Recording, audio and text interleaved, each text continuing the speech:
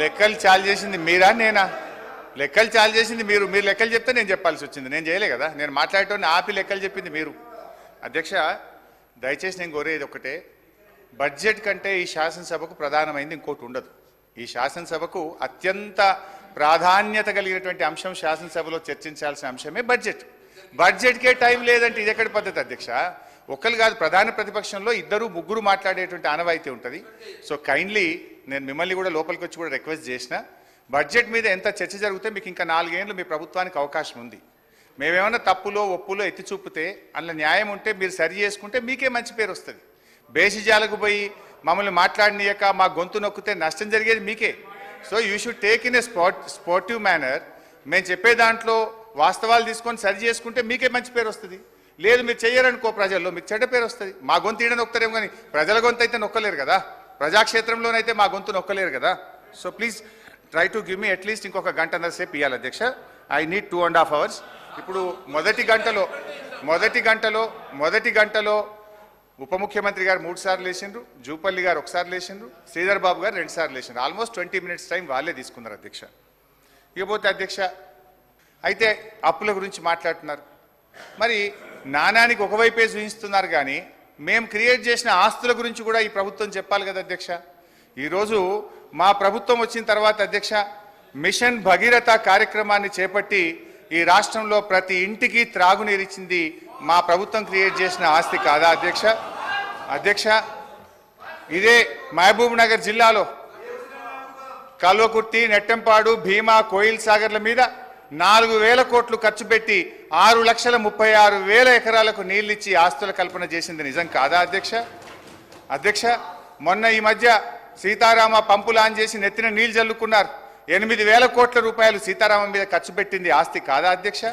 దేవాదుల మీద 6,000 కోట్లు, ఇవాళ దేవాదుల 300 రోజులు నడిచే విధంగా కట్టిన సమ్మక్క బ్యారేజ్ మీద 2,000 కోట్ల రూపాయలు, కాళేశ్వరంలో 94,000 కోట్లు, పాలమూరు లిఫ్ట్ ఇరిగేషన్ మీద 27,000 కోట్లు, తుమ్మిల్ల భక్త రామదాసు ప్రాజెక్టులను వేగవంతంగా పూర్తి చేసి అటు ఖమ్మం జిల్లాలో ఇటు మహబూబ్ నగర్ జిల్లాలోని ఆలంపూర్కు నీళ్ళిచ్చింది నిజం కాదా? ఆర్ఎండ్బి డిపార్ట్మెంట్లో మా 10 ఏళ్ల కాలంలో 8,200 కిలోమీటర్ల డబుల్ లైన్ రోడ్ చేసింది ఈ రాష్ట్రానికి మేము క్రియేట్ చేసిన ఆస్తి కాదా? 321 కిలోమీటర్ల 4 లైన్ రోడ్డు, 382 బ్రిడ్జిలు, దేవాలయాలు, యాదాద్రితో పాటు దేవాలయాల నిర్మాణం మీద 2,800 కోట్లు ఖర్చు పెట్టింది ఈ ప్రజలకు ఈ రాష్ట్రానికి ఆస్తి కాదా? రైతు బంధు మీద 72,000 కోట్లు ఇచ్చాం. రైతు బీమాకు 6,800 కోట్లు, రైతు రుణమాఫీ మీద 28,000 కోట్లు, రైతులకు ఉచిత కరెంటు మీద 61,000 కోట్లు, గొర్రెల పంపిణీకి 5,000 కోట్లు, ఆసరా పెన్షన్లకు 61,000 కోట్లు. మీరు కూర్చుంటున్న స్పీకర్ సార్, ముఖ్యమంత్రి గారు, స్పీకర్ సార్, అర్థవంతమైన చర్చకు మాకు ఎప్పుడు అభ్యంతరం లేదు. కానీ అబద్ధాల ప్రాతిపదికన ప్రజలు శిక్షించిన తర్వాత కూడా ఇంకా ఇదే ఊకదంపుడు ఉపన్యాసాలతోని ప్రజల్ని మభ్యపెట్టాలని చూస్తే ప్రజలేమో అమాయకులుగా సార్. ఎందుకంటే అసెంబ్లీ ఎన్నికలలో లెక్క తేల్చిరు.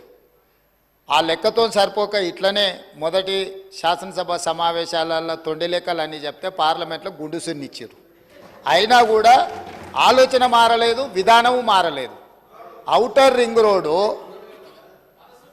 159 కిలోమీటర్లు ఆనాడు కాంగ్రెస్ పార్టీ అద్భుతంగా ప్రపంచానికే ఆదర్శంగా ఉండే ఔటర్ రింగ్ రోడ్డును నిర్మిస్తే లక్షల కోట్ల రూపాయల విలువైన ఔటర్ రింగ్ రోడ్డును పల్లి బఠానీలకు అమ్ముకున్నట్టు 7,000 కోట్ల రూపాయలకు అమ్మి తెగనమ్మి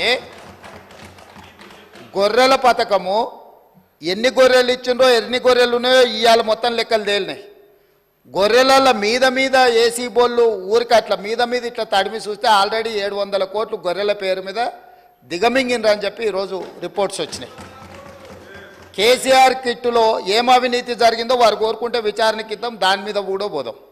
ఇదే కాకుండా గొప్ప పథకం అని చెప్పిన బతుకమ్మ చీరలలో జరిగిన అవినీతి మీద కూడా బతుకమ్మ చీరలు చేనేత కార్మికులకు పని కల్పిస్తున్నాం అని చెప్పి సూరత్ వెళ్ళి కిలోల కింద చీరలు తీసుకొచ్చి ఆడబిడ్డల్ని మభ్య పెడితే ఆడబిడ్డలే బయటకు వచ్చి తగులబెట్టిర్రు. అవి ఏడగడుతురు, వ్యవసాయ పొలాలలో పిట్టలను బెదిరించడానికి బతుకమ్మ చీరలు కడుతున్నారు. ఆడపిట్టలు ఎవరు కట్టుకోలే అధ్యక్ష. అంటే బతుకమ్మ ఒక సెంటిమెంట్ తెలంగాణ ఆడబిడ్డలకు. ఆ సెంటిమెంట్ను కూడా దోపిడీకే ఉపయోగించుకున్నారు. గొర్రెలు మా యాదవ్ సోదరులు అమాయకులు, మంచోళ్ళు, నమ్మితే ప్రాణం ఇచ్చేటోళ్ళు. మా కుర్మ యాదవ్ సోదరులను అడ్డం పెట్టుకొని వందలాది కోట్ల రూపాయలు కొల్లగొట్టి మింగుతే ఇవాళ వాళ్ళ పంపకాలలో పంచాయతీలు వస్తే పోలీస్ స్టేషన్లో వాళ్ళే ఫిర్యాదు చేసుకుంటే ఆ కేసు ఏసీబీ విచారణకు తీసుకుంటే ఇవాళ ఇప్పటికే మీదనే 700 కోట్ల రూపాయలు వచ్చినాయన్నారు. ఇప్పుడు ఈడోళ్ళు వచ్చి కూర్చున్నారు. అదేవిధంగా మొన్నటి వరకు పదే మమ్మల్ని సవాల్ విసిరిండ్రు. ఏమని? అసలు కాళేశ్వరం మీద మేము పెట్టిందే 80,000 కోట్లు, కాళేశ్వరం ప్రాజెక్టే 80,000 కోట్లు అయితే 1,00,000 కోట్ల రూపాయల అవినీతి ఎట్లా జరిగింది? రాహుల్ గాంధీ గారు లీడర్ కాదు రీడరు అని ఇట్లాంటి మాటలు వీళ్ళే మాట్లాడారు. ఇప్పుడేమంటుండు? ఇప్పటి వరకు మేము 94,000 కోట్ల రూపాయలు కాళేశ్వరం ఖర్చు పెట్టినామంటున్నాడు. నిన్నటికి నిన్న పోయి చూసిర్రు ఎట్లా కూలిందో, ఇంకేమైనా మిగిలిందా లేదా అని. ఇవాళ ఇన్ని తప్పిదాలు చేసి ఉన్నాయని నమ్మి రంగారెడ్డి జిల్లాలో తమ రంగారెడ్డి జిల్లా నుంచి రిప్రజెంట్ చేస్తున్నారు అధ్యక్ష. మా మల్రెడ్డి రంగారెడ్డి గారు ఎప్పుడు మొత్తుకుంటుంటారు, అన్నీ మా భూములు అమ్ముకున్నారు, కనీసం మాకు రోడ్లు కూడా వేయలేదు, మా డ్రైనేజ్కి కనీసం మురికి కాలువలు కట్టుకోనికి కూడా నిధులు ఇవ్వలేదు, మా కాలేజీలు కూడా కట్టుకోవడానికి నిధులు ఇవ్వలేదని మా మల్రెడ్డి రంగారెడ్డి గారు అంటుంటారు. ఎన్ని వేల కోట్ల రూపాయల భూములు అమ్మినరో ఇవాళ లెక్క తీద్దాం అధ్యక్ష. ఇవాళ అప్పుల లెక్క ఏదైతే చెప్తుండో అమ్ముకున్న లెక్కలు చెప్తలేడు.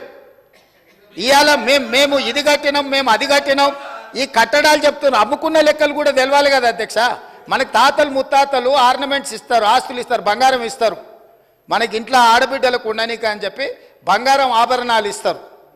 కానీ ఇంట్లో ఎవరో ఒకరు వ్యసనాలకు లోనయ్యి తాగుడుకో జూదానికో అలవాటు పడి తాతలు ముత్తాతల నుంచి వచ్చిన బంగారం అంతా తెగ నమ్ముకుంటారు, భూములు తాకట్టు పెడతారు. తాతలు ముత్తాతలు సంపాదించిన గౌరవం పేరు మీద ఊర్లో అప్పు పుడితే అప్పు కూడా తీసుకొచ్చి అప్పు కూడా పెట్టి ఎక్కడిదక్కడ కథం పడతారు. ఇవాళ 10 ఏళ్ళైనా అధ్యక్ష నేను మిమ్మల్ని ఒకటే మాట్లాడగదలుచుకున్నా.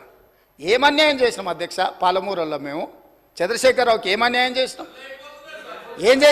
2009లో కరీంనగర్ జిల్లాలో అక్కడ ఓడగొడతారని భయపడి పాలమూరు జిల్లాకు వలస వస్తే వలసలిపోయే పాలమూరు జిల్లా ప్రజలు గుండెలు పెట్టి చూసుకొని భుజాల మీద మోసి పార్లమెంటుకు పంపిస్తే పార్లమెంటుకు పోయి ఇవాళ తెలంగాణ రాష్ట్రం వచ్చినాక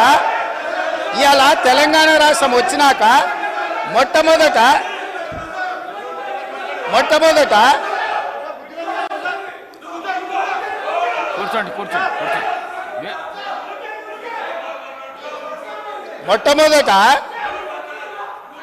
ఆనాడు ఆదరించి భుజాల మీద మోసి పార్లమెంటుకు పంపిస్తే తెలంగాణ రాష్ట్రం వచ్చిన తర్వాత వచ్చిన తెలంగాణ రాష్ట్రానికి మొట్టమొదటి ముఖ్యమంత్రిగా వారి బాధ్యత ఏంది అధ్యక్ష? పాలమూరు జిల్లా ప్రాజెక్టులు పూర్తి చేయొద్దా అధ్యక్ష?